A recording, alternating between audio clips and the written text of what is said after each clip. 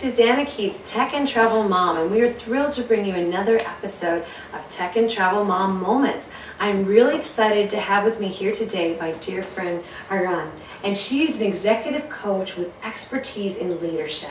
So tell us, what is your passion for your work? So Susanna, I have a wonderful job because I work with people and helping them to lead their most meaningful and impactful life. So when you go and look around, so many people go through life just reacting to what comes on their way. And what coaching does really is helping people to become more proactive and empowered, to kind of become the architect of their own life and their career. And so I work with fascinating leaders on the intersection of who they are and the complexity of the work that they are doing, and helping them to create a vision on the impact they want to create either on a company level or on a community. And that can be locally here in Rye, or nationally, or globally. And in addition to that, we're focusing on that individual leader and how can we help him or her with their personal growth and leadership development. So what is exciting about coaching, it is incredibly results oriented, and you see, the difference you're making. So it's really about helping leaders create their greatest impact and having fun in the process, because I think engagement is a really important component to that. Yes, as we know, engagement is everything in digital That's media right. and innovation, and you're doing such a great job innovating. And I loved your approach with your expertise with leadership. Tell us about some of that, like architecting leaders of sorts. That's You're the right. architect of leaders. So you know what I always say, Susanna, when we talk about what makes someone successful, I think there's 3 points that make someone successful, and you know a lot about this because you're so successful in your field. So it's really about, first of all, you really have to understand the work you're doing. You kind of have to be a content expert, and that's not as easy as it sounds. That may have been easy, 100 years ago, but right now with the technology moving as fast as it does, being a content expert is actually quite difficult because you have to constantly stay up to date.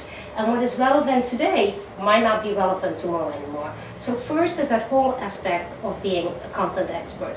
The second one is emotional and social intelligence, because you may be the smartest person in the room, but if you don't know how to champion your ideas, no one is going to believe you, or you won't be able to influence people. So emotional and social intelligence and understanding people's motivation and communicating around it, second point.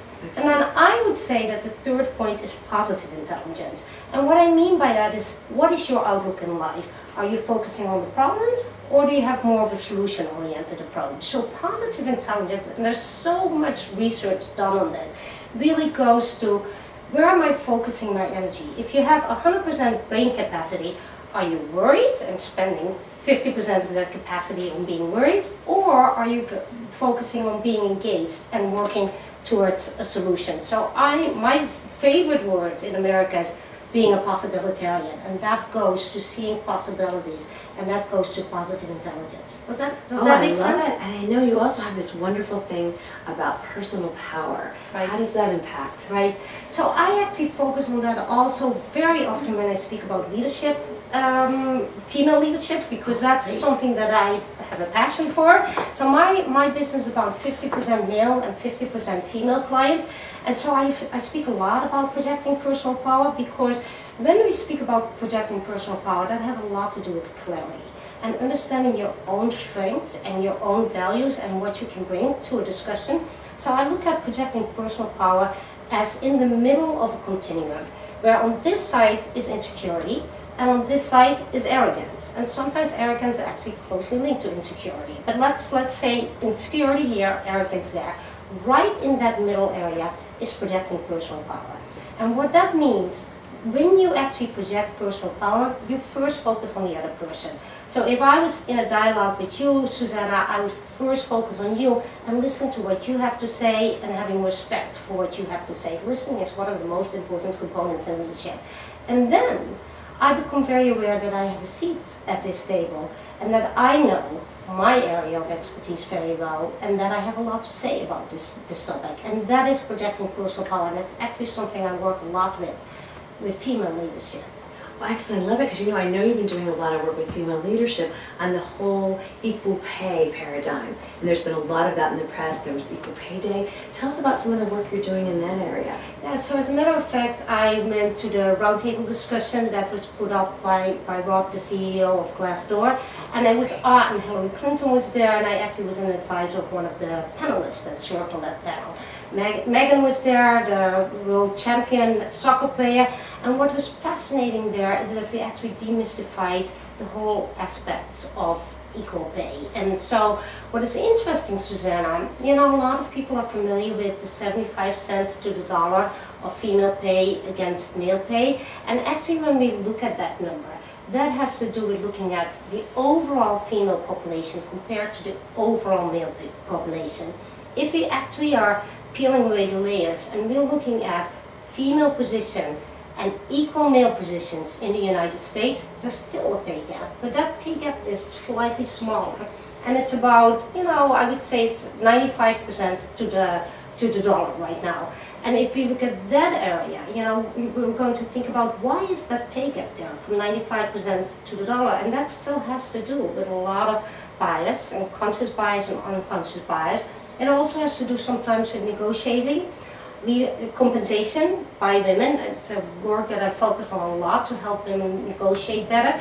So that's kind of explains some of that 5%. That 75 to 100 gap is a very, very, very fascinating number, because that has a lot to do with, first of all, the fact that women tend to go in different kinds of industry than men, and those industries tend to have a lower compensation than men. So, for example, science and technology are higher paid professions that are that more boys end up in.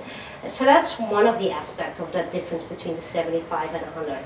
The other aspect is actually the leadership aspect. That, as you can see, we still only have 4% CEOs are women in the Fortune 500 companies. So women tend to not end up in those leadership positions, and projecting personal power is a big part of that. There's many other aspects why women don't end up in all the top leadership positions, and that's something that we really need to work on in my opinion. It also obviously has to do with women taking a break to take care of a family, and that the policies right now in this country are not always in the advantage of promoting those kinds of situations. And I love the fact that you kind of seized that issue and you're now doing work and starting a not-for-profit with a great group of women called the Parity Project. Tell us a little bit about what you're doing with that. Yeah, so that's the Parity Partnership, and we started that actually in Greenwich and here in Rye, and our goal is to educate the public about the differences still in gender, with compensation and the way we're looking at gender issues. And so the first event we had was at the Bruce Museum, and we had McKinsey speak there, and they kind of really laid out all the statistics and the advantage it would be to have actually gender parity, and what that would do to the economic bottom line, and how much better that would be for our country and the world as a whole. And we had Michael Kimmel speak, who actually is an expert on gender equality, and our goal was to have a lot of the male leadership in the room to actually have them understand that this is not a female issue, it's a leadership issue, and we definitely accomplished that goal. So that was very exciting. Oh, excellent. Well, congratulations on the Parity Partnership. That's such a great event. And I also love that you attended our International Women's Day event with the Women in Innovation. So I thought like a great way for us to continue to work together was with the Women in Innovation group. We're going to do a great event on June 22nd at MasterCard, and I hope you'll come and maybe coach us along the way, because that's going to be about women in emerging digital leadership. So again, we can use some of these pointers that you've given us along the way. So I want to thank you so much for being here. You're amazing, incredible expertise. One important thing we also didn't mention is you're doing great work for iRelaunch. So if people are interested in doing an iRelaunch boot camp, you are the person, you're the expert. I know so many women in town who can give great testimonials. It's all about lifting each other up. That's so right. Thank you so much for your great time. And this is Tech and Travel Mom. I hope you'll tune in for more moments with us.